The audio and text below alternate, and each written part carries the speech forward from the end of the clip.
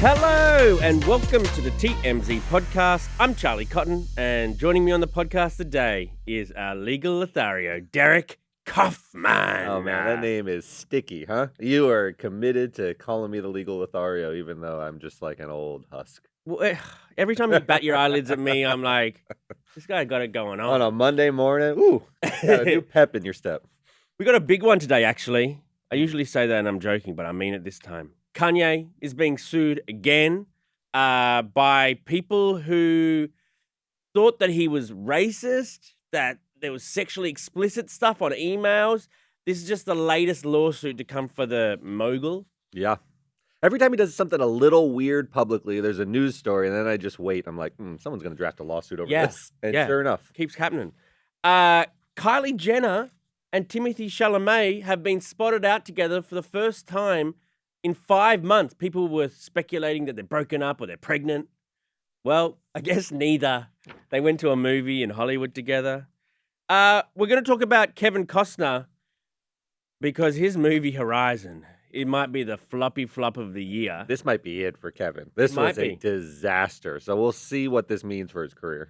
But to begin with, crazy video in Canada. Rick Ross had a show at a festival in Vancouver.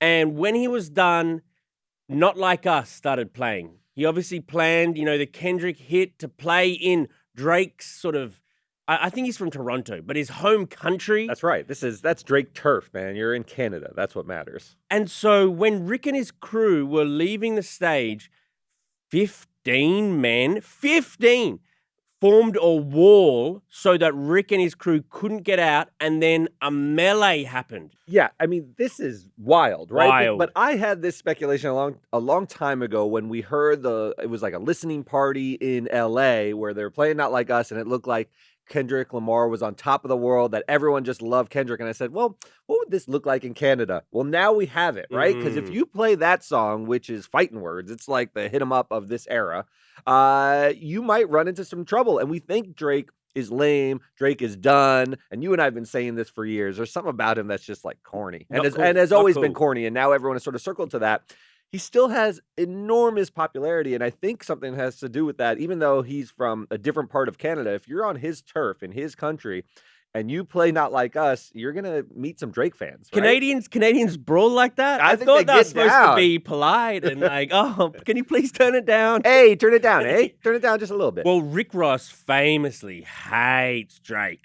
He's just trolling Drake. He was early on that. He was early on trolling Drake, and so it's no surprise that he does a little troll when he visits Drake's home base. So I think these men were almost waiting for him to do something like this. Yes. And he played into their hands. I always wonder, though, you're at a Rick Ross show, so you've paid a ticket for a Rick Ross. It's a music festival. Got it. So you might have paid your ticket to see someone else. And then you're like, let's catch Rick so we can fight him, and then we'll go back and see sort of like 21 Savage. Oh, okay. I like that more. Okay, because I always wondered, like, why you putting money lying in his pockets if you just want to fight him? But that's a good reason. You're at a festival. A couple wrinkles to this now. Drake has double-clicked on a post with the video of the fight, sort of like almost giving his approval, Canadians approval. Also, Marlon Wayans has, put on Instagram that he is worried now that this will devolve into further chaos. He says he was around for the Tupac Biggie sort of stuff, because I can see Rick is not someone to play with. He is... He's not, and I feel like I sound like an old man now, and Marlon certainly does, where he's like, I'm very nervous about violence. Like, you don't expect to hear that, but the reason I'm nervous is there's a couple of guys who are very, very popular that have followers who want to impress them, and you could see someone in a deranged state or a delusional state thinking like, hey, if I mess with Rick Ross or I mess with someone who Drake might want me to mess with, he's now double tapped it, I'll win his allegiance or I'll win his fandom. That thought process leads to sometimes violence, right? I mean, you want to impress Rick you want to impress Drake, you want to impress Kendrick, depending on what side you're on. It just leads to this stuff. And as an older person now, like, you have a kid, like, this is nonsense, right? Like, you don't want to see people fighting over like songs playing at festivals. But when you're a little bit older, and it's just like boredom. You just want something to do, something to occupy your mind, something to feel alive. But also Rick Ross, man, he I I could see him sort of like retaliating if he wanted to. Hopefully he doesn't, but like he is not the one to mess with. You know what I mean? He's not. He's a guy with like a real history. Before he was Yes. in the rap game, I mean, there's like he had a colorful past. I He's don't a think he's big gonna guy let in this Florida. slide. I don't know how he's gonna, come back, but I don't think he's gonna like, okay, yeah, I got hit in the face by some random Canadian dude Right. on behalf of Drake, and I'm just gonna like, go home to, It I doesn't can't see seem it. like his style to just be like, you know what, let's let cooler heads prevail, and I'm gonna head on home with my bruised eye. Which is why I echo sort of Marlon Wayans. It can escalate. It can escalate. You got to be worried that it will. Yeah, I'm starting to have a little bit of concern. At first, it was just kind of fun because Not Like Us is not really like an anthem to beat someone up or to like a call for violence. It's more like just like he's not like us. He's lame. That guy's Yeah, lame, yeah. and we're cool. And Right. it seemed like an okay beef anthem that wouldn't start with violence. But now, if you're playing it at critical moments to show like where you stand on this debate, I can see it getting ugly. Yeah. This is the first firing over the bow to me. Totally. Okay. On to our next story. Kanye West and Milo Yiannopoulos. Former chief of staff to whatever the hell that ever meant for a person to have a chief of staff. Yeah, like for the Kanye brand. They're being sued over staff being called the new slaves, over being sent explicit porn when minors are on staff and view the porn. So this all happened because And Bianca's folded into this one. that's the biggest thing. That That is the Bianca is biggest now thing. involved in this lawsuit. So Kanye West created an app. Well, he was trying to create an app.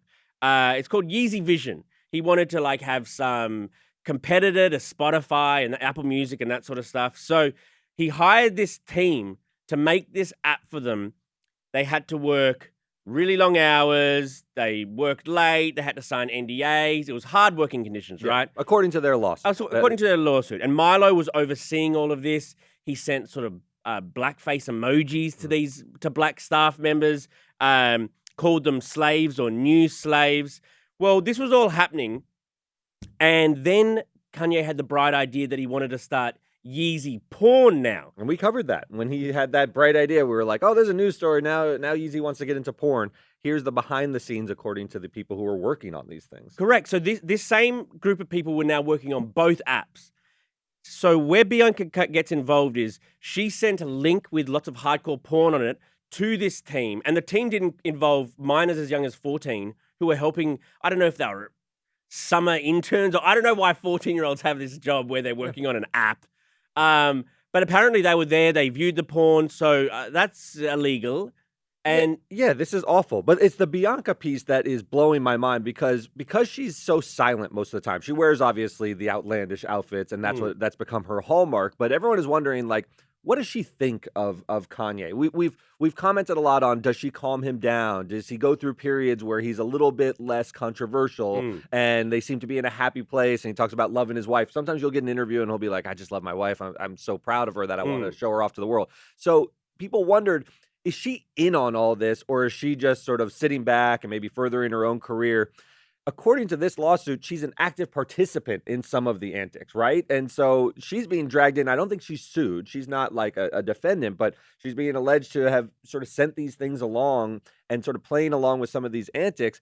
That's troubling to me. I don't know if it's true, but it means something different about Bianca, because I had always had in the back of my head that Bianca might be a good leveling influence on Kanye. Like if he's preoccupied with just sort of adoring his wife, maybe he's less anti-Semitic or something like that, or maybe it calms down some of his erratic behavior. I don't know anymore. If she's just fueling it, it's a problem, right? it is. So this team of people they promised to pay them $120,000 for their efforts. Well, they didn't pay, allegedly. And this is despite having to work extreme conditions that they didn't sign up for in the first place. So now they want damages for the unpaid wages and overtime pay as well. And they also want some money for their emotional distress. This dude's got a lot of litigation. Look, these are just allegations in a complaint. We're not saying any of them are true. It's unknown. They'll have to establish all of this throughout the course of a lawsuit unless they get a quick settlement. But what I do know is Kanye doesn't have a lot of sources of income, and he's dealing with a lot of lawsuits. A lot of these lawsuits are live right now, and he's going to have to manage them somehow. He's either going to have to fight them with expensive lawyers or settle them with expensive settlements. And we saw him on that flight where he was flying, either business class or coach or something like that. Right, and true. people were sort of laughing about it. When you don't have income, a lot of money drains pretty quickly. We kind of talked about it with Jen and Ben. Like, they bought that $60 million house, and we're like, oh, they've got untold amounts of money. Money drains, man. Yeah. I mean, when you're not bringing in money to replenish, and I don't know where Kanye's at. I know the Adidas deal, losing that was a huge financial, like, sort of a hit to him.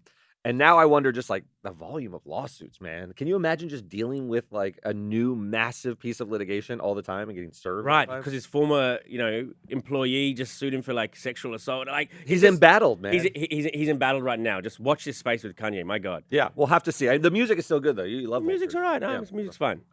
Okay, on to our next story. Kylie Jenner and Timothee Chalamet still together. People were worried that they weren't together anymore because they were last pictured back in January at the Golden Globes. I'm sorry, she's so hot, and that rat-faced little man, like. Well, girls like rat face. Girls love him. I know. I just watched The Bear, and the whole season, I was looking at Mary. I was like, this guy's the king of the rat faces. I like the show, but like your face isn't unratty.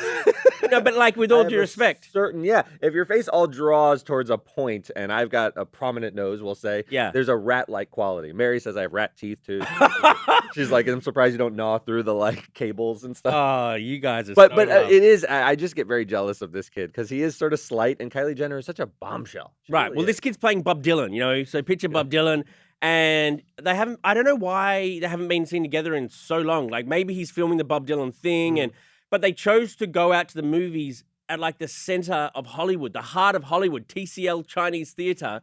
Like I'm not buying it for a second. You go to TCL, you're there to be seen. And by the way, this is an inside Los Angeles sort of point, but spoiler alert, Hollywood's gross, right? It's the worst. I mean, it's absolutely gross. You've got like gross characters on the street. It's smelly. It's not the cool part of town. It's not glamorous. It's not glamorous. You go there because it's Hollywood. It's glitz, and everyone has heard of it. But for them to be seen there, she's a native Angelino, means she wanted some camera snapping, right? Yeah, I mean, she lives in Calabasas or somewhere. Like, why? There's Very plenty far. of cinemas. There's plenty of cinemas everywhere. Why go to the one where like the Oscars used to be held? I think they get held there? Yeah, they've been in that area. Yeah, Mann's Chinese Theater, Grauman's, all that kind of stuff. It's just like a gross, seedy part of Los Angeles, and Kylie doesn't need to be there. They could have a nice date out if they wanted to go to Calabasas. They'd get some cameras too, but not as many as Hollywood. So they want people to know we're fine. We're a big Hollywood couple. I found it very weird. There's something about them that is getting sort of like less adept at handling sort of like media. They're getting older, I don't think they're the coolest anymore. I'm a little over the Kardashians, to be honest. I'm a little over them, which I never thought I'd say, but they bore me. A little bit. Even this younger generation, which was supposed to carry the flag. Now it's North, dude. North. It's all on you. It's on your shoulders. You got to carry the family. Okay, on to our final story, our almost news story. And Kevin Costner would hate being part of the almost news story, but the mighty have fallen. They have, man. So his movie, his self-financed movie, Horizon, which a 4-part epic. It was supposed to be a 4-part. It still is supposed to be a 4-part epic. The first came out over the weekend. It cost Kevin and his private investors, but it's Kevin's finance, $100 million. Well, it got $11 million the first weekend, which isn't a good start. Like Inside Out 2 or 3 or whatever it is. They killed it, but his Horizon, now it's got a 40% rating. Well, that's the worst part, because you could say like, oh, it'll build, it's going to get word of mouth. Well, the word of mouth isn't good either. Rotten Tomatoes has it at 40%. So if you start out at 11 million, everyone who came out said, this ain't it. Right. You're going to have a flop. You've got a flop on your hands. They've already made and edited the second part, which will come out in August. But as you said, there's 4 parts. So now they're filming the third part. This is such a wild swing. And Kevin Costner famously, if people don't know, had one of the biggest flops in history, or I'll put flops in quote. Remember Waterworld? Do you remember that whole saga? So he did this. It was supposed to be Mad Max, but with like oceans, okay? Like a post-apocalyptic I've seen world. it. And it's not that bad. That movie actually is known as one of the biggest flops, actually made a little bit of money because it was so much word of mouth of like, is this thing a huge flop? Do I need to go see it? People went and saw it and it made a little bit of money. This is a true flop. This is like a Geely kind of flop where like it's embarrassing. In the 4 parts, he put $38 million of his own money reached into his pocket. Okay. And then the other investors came on board and said, hey, if Kevin's behind it, he's a huge movie star. He'll do press because he'll want it to succeed. He has been doing press. you've never heard more from Kevin Costner than we've heard lately. He goes on podcasts, talks about like did coke a few times. Remember we've done stories on it. He talks about sex scenes and talks about sex scenes, his divorce, talking about Jewel. He's doing drugs in Hidden Figures. Like he's on the press tour right now. Out there, and it's still brought in 11 million. It's like the star has dimmed so much. This is a monumental flop. I mean, this thing is supposed to come out with 4 parts. It's supposed to be Lord of the Rings, and it's going to like maybe come out with the 2. I don't know. And he left Yellowstone in order to do his own movie. Which was printing money. He thought that Yellowstone fans would then flock to this sort of Yellowstone-ish type. Because it's a Western. Because it's a Western, but they just didn't, or they haven't yet. So it's weird. Maybe people look at TV differently. This is not IP. No one's ever heard of Horizon. It's not like coming out with a Harry Potter movie where people are like, oh, I read the books. I want to see the movie. No one knows what this old man is doing out in the country. Right. They don't. It's wild. This is a very, very big story in Hollywood. It's sort of like a trades kind of story. But what does it mean for Kevin Costner, who's like got plenty of money? He's in his like late 60s, maybe 70s. This could be it. This is a flop of those kind of proportions. And his wife has left him as well. Like he's like, it's not a good Monday right now. You think even Jewel looks at this and she's like, ugh. Oh, that's right. He's with Jewel. Well, he says he's not, but like we've seen them out and wow. Like. Wouldn't she look at this and be like, I don't want this Costner. Yeah, I want Field of Dreams Costner. Yeah, exactly. Yeah. Have you seen Inside Out 2 yet? I haven't, but my daughter has. It's fantastic. It is fantastic. I love Inside Out 2. We're going to take Carter. I don't think he's going to get the emotions, though. It's so good. Okay, thank you for joining me, Derek. Always fun. And we'll see you guys here tomorrow. Goodbye. Later.